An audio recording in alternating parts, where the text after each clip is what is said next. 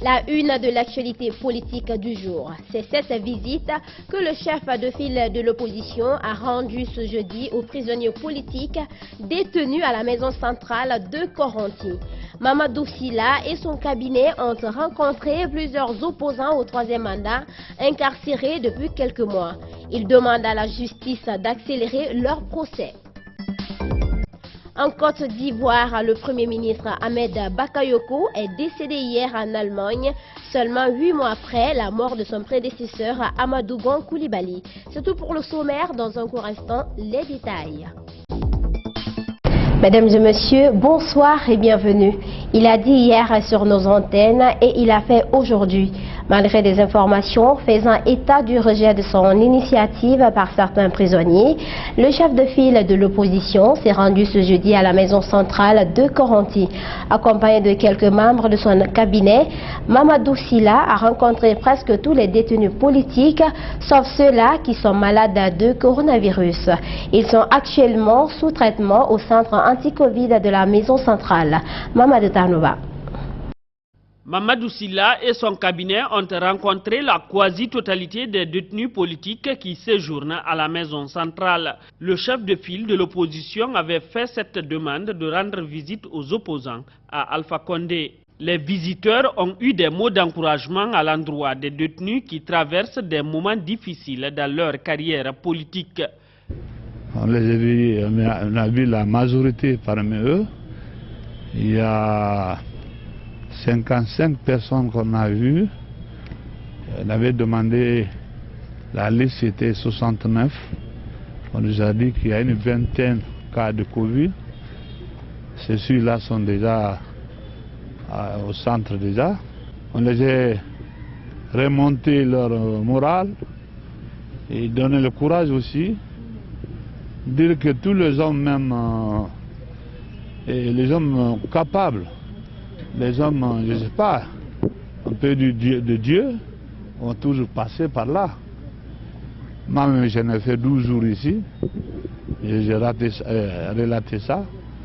Et dire qu'on a vu des gens sortir en prison, automatiquement on les envoie s'asseoir sur le fauteuil du président de la République. Mamadou Sylla demande à la justice de tout faire pour vite organiser le procès de ces détenus politiques. On dit à la justice de faire tout pour programmer ces dossiers-là, différents dossiers, et de les juger, ceux qui sont coupables, de les juger, et ceux qui ne sont pas coupables, de les libérer aussi. Selon Mamadou Sylla, seuls les détenus politiques admis au centre de traitement de Covid situé dans l'enceinte de la maison centrale n'ont pas été rencontrés par le cabinet du chef de file de l'opposition. Beaucoup d'observateurs reprochent à Mamadou Sylla d'être un opposant proche du président de la République, alors que selon eux, Alpha doit être son adversaire politique. Interrogé sur ces reproches, le nouveau chef de l'opposition a assumé sa démarche. Il soutient d'ailleurs que c'est grâce à ce rapprochement avec Alpha Condé qu'il a réussi à rendre visite aux prisonniers politiques en détention depuis plusieurs mois maintenant. Écoutez-le au micro de Mamadou Tanouba. On est de l'opposition, il y en a qui disent que je suis plus proche au président. Ils ont posé la question, hein? C'est moi-même qui a dit. J'ai dit, mais écoute, et comment je pourrais venir aujourd'hui les voir, comme ils disent qu'il n'y a pas de visite, personne, c'est la première fois que quelqu'un vient de le voir. J'ai dit, si je suis loin du président, même si je suis de l'opposition comme eux, si je suis loin de lui, comment je peux obtenir ce que j'entends d'obtenir avec lui? Il faut dialoguer avec lui, il faut s'asseoir avec lui, même manger un repas avec lui. Demander maintenant qu'est-ce qu'il doit faire, le conseiller. On a fait mémo, vous avez vu ça? C'est tout ça que la loi nous a autorisé. Donc c'est ça notre devoir à faire en tant que chef de file. Donc voilà, si quelqu'un pense que parce que il peut m'appeler, je peux l'appeler ou je peux venir le voir, c'est pas ça. Moi je veux la paix et pour obtenir ça, je peux dire que tout est dans sa main. Il faut aller vers lui pour qu'il puisse vraiment essayer de savoir réellement ce qui se passe. Après avoir été des concurrents lors d'un concours de beauté, elles ont finalement décidé d'unir les efforts pour atteindre des objectifs communs. Elles vont agir ensemble au sein de la fondation Miss RTG 2020.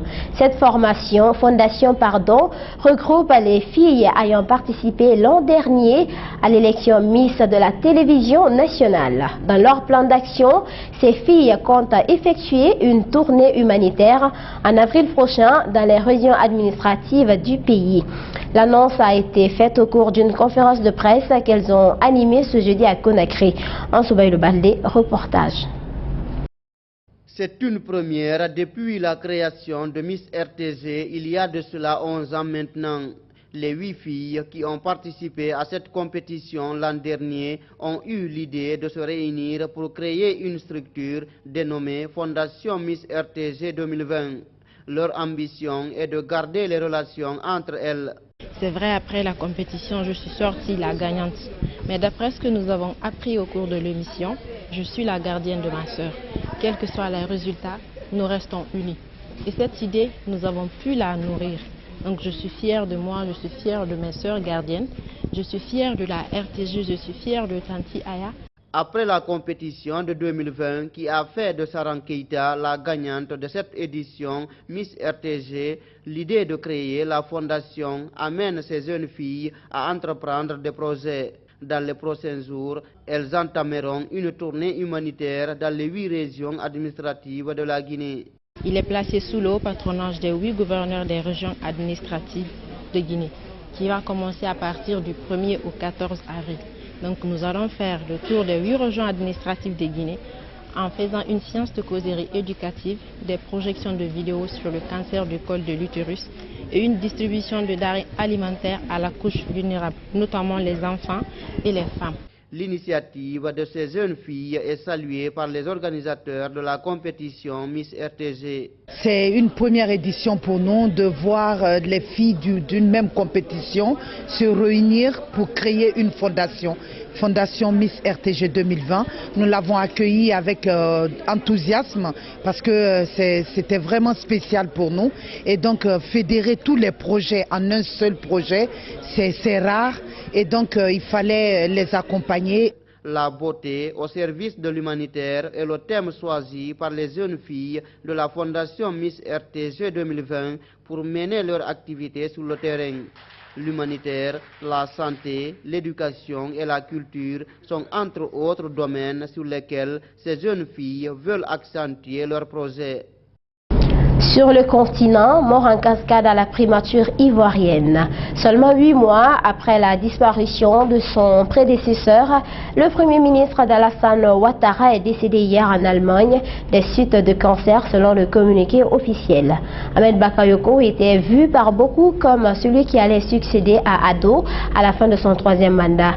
Habak était un homme politique très influent en Côte d'Ivoire. Lui seul, Premier ministre, ministre de la Défense, mais également maire d'Abobo, la plus peuplée des communes d'Abidjan.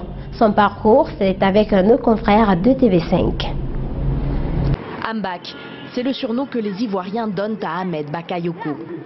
L'homme, alors ministre de la Défense, est comme chez lui ici à Abobo lorsqu'en 2018, il brigue la mairie.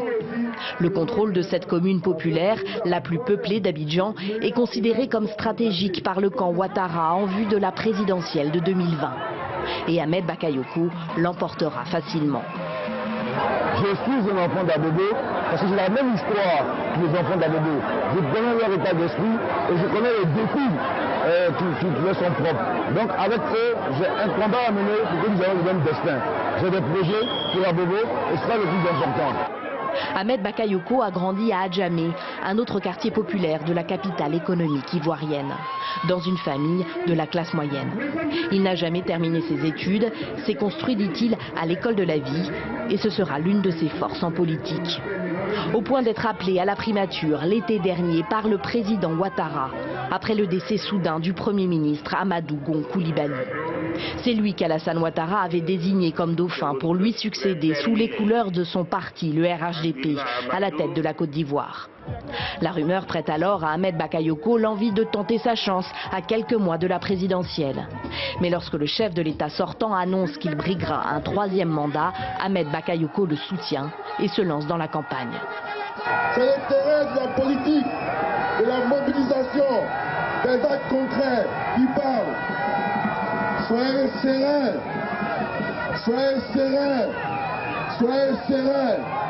Les gens vont bavarder jusqu'à... Ils vont bavarder. Mais nous, on sera là. Le 31 octobre va se passer tranquille. C'est au fil des ans qu'Ahmed Bakayoko s'est imposé au sein du premier cercle d'Alassane Ouattara. Il a d'abord été proche de Dominique Ouattara, la femme du président, lors de sa première vie, celle d'homme de médias. Fondateur du journal Le Patriote, il a aussi dirigé un groupe de radio jusqu'au début des années 2000. Jusqu'à ce qu'il soit nommé en 2003 ministre de la mouvance Ouattara au sein du gouvernement d'union nationale constitué après les accords de Marcoussis.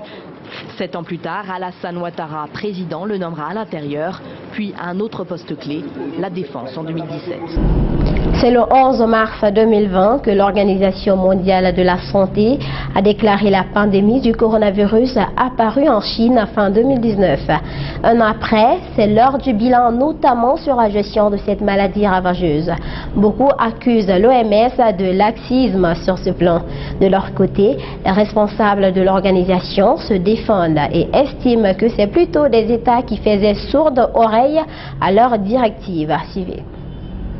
L'Organisation mondiale de la santé a-t-elle trop tardé pour tirer la sonnette d'alarme? Le 11 mars 2020, l'OMS qualifiait pour la première fois la situation sanitaire de pandémie. Un an plus tard, des critiques émergent sur le temps mis par l'institution pour alerter le monde au début de la crise sanitaire. De hauts responsables se défendent et pointent du doigt certains pays qui auraient fait sourde oreille. Donc je pense que nous devons nous demander si nous devons peut-être crier plus fort, mais peut-être que certains ont besoin d'un appareil auditif. Nous faisions de notre mieux pour informer chaque jour sur la situation, informer le monde sur ce que l'on savait de ce virus, sur les dangers de ce virus et dire dès le départ qu'il s'agissait d'un virus dangereux et que les systèmes d'urgence sanitaire devaient être activés. Les premiers cas de Covid-19 ont été recensés en décembre 2019 à Wuhan, en Chine. Pour autant, le 23 janvier 2020, l'OMS ne recommandait, je cite, « aucune mesure sanitaire particulière concernant les voyageurs ». Une semaine plus tard, l'institution décrète l'alerte mondiale. La propagation du virus s'accélère et l'institution qualifie la situation de pandémie près d'un mois et demi plus tard, le 11 mars 2020. WHO has been assessing this outbreak.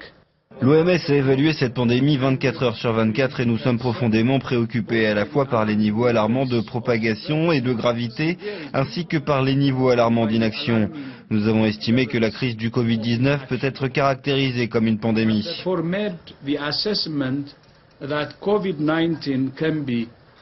Vient ensuite la question des masques. Jusqu'au 5 juin dernier, l'OMS ne recommandait pas le port du masque dans l'espace public, tout en laissant le soin aux États d'évaluer leur situation et les risques au cas par cas. C'est d'ailleurs sur la base de leur absence de recommandation que la porte-parole du gouvernement, Sibeth Ndiaye, se basait en avril 2020. Je suis les recommandations qui sont en vigueur. Nous prendrons une décision pour l'éventuelle extension du port du masque dans toute la population dès lors que nous pourrons la bâtir sur un consensus scientifique. Il n'y a pas aujourd'hui de consensus scientifique en la matière. Cette crise sanitaire a également été l'objet de tensions entre les États-Unis et l'Organisation mondiale de la santé. En juillet dernier, Donald Trump claquait la porte de l'institution, lui reprochant d'avoir minimisé l'ampleur de la pandémie. Dès son élection, Joe Biden est quant à lui revenu sur cette décision. Un choix apprécié du côté de l'Organisation mondiale de la santé. Nous nous félicitons de l'engagement du président Biden à ne pas se contenter seulement de réintégrer la famille de l'OMS, mais aussi à travailler de manière constructive avec l'OMS, ses États membres et le système multilatéral pour mettre fin à la pandémie et relever les nombreux défis sanitaires auxquels nous sommes confrontés dans le monde. Avec l'ampleur de cette crise sanitaire, l'OMS pourrait commencer à se réformer dans les mois à venir. En janvier, un groupe d'experts indépendants appelait à apporter des changements au sein de l'institution. C'est la fin de cette édition, mesdames et messieurs. À tous, merci de l'avoir suivi et merci de votre fidélité à Gangan TV. À la régie, Oumar Keïta, Mamadou Bakamara, derrière la caméra, Abdoulaye Keïta, merci de votre fidélité.